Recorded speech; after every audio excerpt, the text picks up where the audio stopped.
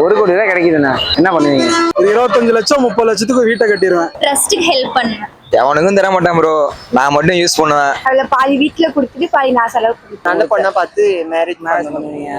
அதுக்கப்புறம் தனி கட்சி தொடங்கி எப்படி ஆட்சி பிடிக்கிறது, இந்த மாதிரி ஒரு ஆசை இருக்கு. பணம் இல்லாதனாலதான் நம்மளால கட்சி தொடங்க முடியல. இப்ப சினிமா நடிகர்லாம் பாருங்க, டக்குன்னு கட்சா தொடங்குறாங்க, ஆட்சியை பிடிச்சிடுறாங்க. காரணம் என்ன? மணி.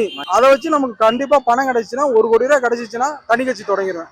தனி கட்சி தொடங்கி என்னால முடிஞ்ச அளவு மக்கள்கிட்ட என்னுடைய கொள்கை கருத்து இந்த மாதிரி விஷயத்தை எடுத்து சொல்லி அது உண்டான இது சோசியல் சர்வீஸ் ஏதாவது பண்ணணும். தேவையான பணத்தை மட்டும் எடுத்துக்கிட்டு மிச்ச பணத்தை மக்களுக்கு ஏதாவது சோசியல் சர்வீஸ், இந்த போதை மறுவாழ்வு மையம், குறிப்பா சொல்லணும்னா தமிழ்நாட்டில் ஒரு ஆட்சி மாற்றத்தை ஏற்படுத்துறதுக்கு அடுத்து விஜய் வந்ததுக்கு அப்புறம் எனக்கு ஆசை அதிகம். நம்மள மாதிரியான மக்கள் ஒரு மாற்றத்தை விரும்புறாங்க, எதிர்பார்க்கறாங்க.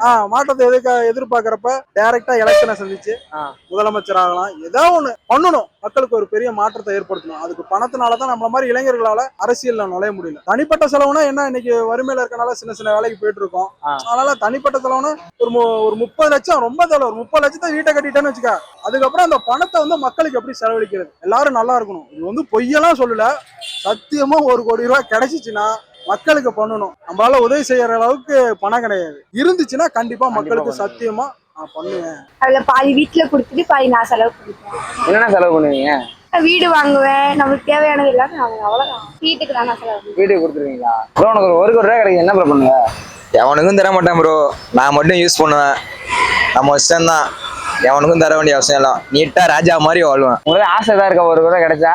ஆசைலாம் இல்லை ப்ரோ, வச்சு வாழ்வோம், அவ்வளவுதான். ஃபர்ஸ்ட் வீடு கட்டணும், அப்புறம் நல்ல பொண்ணா பார்த்து மேரேஜ் பண்ணுவீங்க. பசங்களை படிக்க வைப்போம், படிக்க வைப்பீங்க. நல்லா அவங்க ஆசைப்பட்டதை படிக்க வைப்போம். நல்லா படிக்கிறாங்க பசங்க, அது உள்ளூரில் படித்தாலும் சரி வெளியூரில் படித்தாலும் சரி. அதுக்கு அடுத்து நம்ம குடும்பத்தை நம்ம நல்லபடியாக பார்த்துக்குறோம்.